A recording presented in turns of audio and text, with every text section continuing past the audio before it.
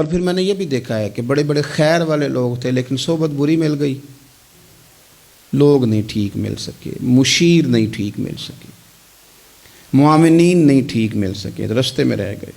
صحیح بخاری میں ایک بادشاہ کا واقعہ ہے، بادشاہ کا۔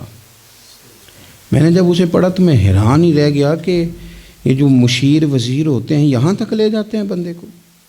وہ ہمارے ایک وزیر صاحب نے تھوڑے دن پہلے کہا ہے، بیچارے نا خبروں میں رہنے کے لیے اس طرح کی شرارتیں کرتے ہیں۔ اس کی وجہ یہ ہوتی ہے کہ ملک کا نظام تو چلتا نہیں، تو پھر وہ چاہتے ہیں کچھ لوگوں کو ادھر الجھا دو تاکہ وہ اصل سے ان کی توجہ ہٹ جائے۔ انہوں نے کہا جی قائد اعظم اسلامی ملک نہیں بنانا چاہتے تھے، تو کون سا بنانا چاہتے تھے؟ پاکستان کا مطلب کیا؟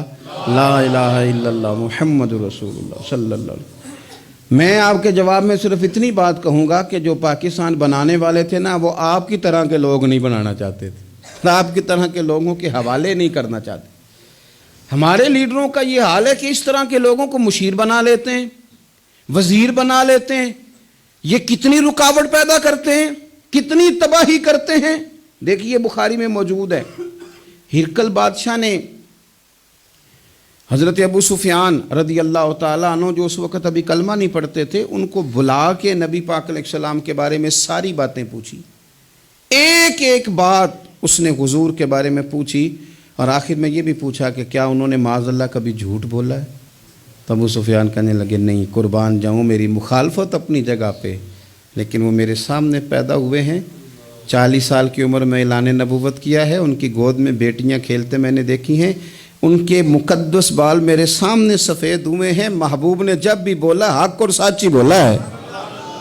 اس کی نا طبیعت میں دین اتر گیا بادشاہ کی۔ اس نے اس کے جواب میں بڑا خوبصورت جملہ کہا، کہنے لگا جس نے بندوں سے کبھی جھوٹ نہیں بولا وہ یہ جھوٹ کیوں بولیں گے کہ میں اللہ کا رسول بن کے آیا۔ اس کی طبیعت تسلیم کر گئی کہ نبی پاک علیہ الصلوۃ والسلام سچے اور آخری نبی ہیں، اور اس نے اظہار بھی کیا، کہنے لگا مجھے یہ تو امید تھی کہ اللہ کے آخری محبوب علیہ السلام اپنی شانوں، عظمتوں، رفعتوں، بلندیوں سمیت تشریف لانے والے ہیں، پر یہ نہیں پتہ تھا کہ وہ اہل عرب میں سے آئیں گے۔ اس نے کہا میں جلدی سے حاضر ہو کے نا حضور کی اطاعت قبول کرتا ہوں۔ لیکن بادشاہ تھا نا، بڑا آدمی جو ہوتا ہے نا وہ اپنے ماحول کو ذرا تھوڑا ساتھ لے کے چلنا چاہتا ہے، تو بادشاہ نے بھی نا اپنے جتنے اس کے وزیر مشیر تھے ان کو بلایا اور اپنے محل میں دعوت دی۔ ذرا انداز دیکھیے گا، اور خود بالا خانے کے اوپر چڑھ گیا، دروازے بند کر لیے، اور اوپر چڑھ کے نا انہیں بالا خانے سے جھانک کے کہنے لگا تمہیں بھی پتہ چل گیا، مجھے بھی پتہ چل گیا اللہ کے آخری رسول تشریف لے آئے صلی اللہ تعالی علیہ وسلم۔ اب میرا خیال ہے کہ ہماری اور تمہاری بہتری اور بقا اسی میں ہے کہ ہم بیٹھے نہ رہیں، جلدی سے جا کے محبوب پاک کے دامن کو تھام لیں، حضور کی فرما برداری قبول کر لیں۔ اب جب بادشاہ نے یہ بات کی تو وہ جو وزیر تھے، مشیر تھے، ان کی حالت اتنی خطرناک ہو گئی کہ وہ تو دروازوں کی طرف دوڑے کہ کھولیں گے اور نوچ لیں گے بادشاہ کو، یہ کیا کہہ رہا ہے معاذ اللہ۔ اس قدر زیادہ ان لوگوں نے اظہار کیا استغفر اللہ معاذ اللہ دین سے دوری کا۔ جب بادشاہ نے یہ کیفیت دیکھی نا، اوہو، بندے دیکھ کے رب رسول سے دور رہ گیا، کہنے لگا نہیں نہیں بھائی نہیں، میں تو صرف تمہیں آزما ہی رہا تھا کہ تم اپنے دین کے ساتھ کتنے پختہ ہو، ہم نہیں کہیں بھی جا رہے، ہم یہیں رہیں گے، یہی ہمارا دین رہے گا۔ ان وزیروں نے، مشیروں نے، دوستوں نے، قریبی لوگوں نے رسول اللہ کی غلامی میں نہیں آنے دیا۔